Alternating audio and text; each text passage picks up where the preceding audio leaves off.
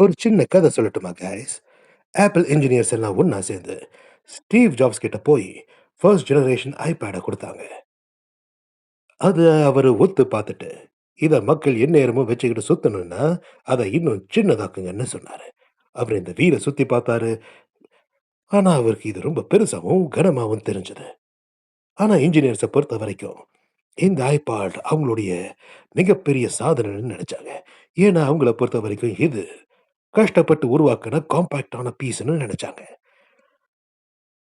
ஆனா ஸ்டீவ் ஜாப்ஸுக்கு இது சாட்டிஸ்ஃபைடா இல்ல. மக்கள் இத எந்நேரமும் கையில வச்சிருக்கணும்னா, அத இன்னும் சின்னதாக்குங்க, லைட் வெயிட் ஆக்குங்க அப்படின்னு சொன்னாரு. ஆனா அது முடியாத காரியம்னு இன்ஜினியர்ஸ் நெனச்சாங்க. இதுக்கு மேல சின்னதாக்க முடியாதுன்னு ஸ்டீவ் ஜாப்ஸ் கிட்ட அவங்க சொன்னாங்க. அவர் அமைதியா, முகத்துல ஒரு புன்னகையோட ஆபீஸ்ல நடந்து போனாரு. பக்கத்துல இருக்கிற அக்வேரியம்ல அந்த ஐபாட தூக்கி போட்டுட்டு, இதுல இருந்து பபிள்ஸ் வருது பாத்தீங்கல்ல, அப்படின்னா இதுக்குள்ள காத்து இருக்குன்னு அர்த்தம்.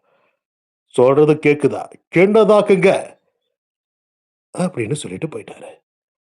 இந்த மாதிரி ஒரு லீடர்ஷிப் தான் இப்போ ஆப்பிளுக்கு தேவை.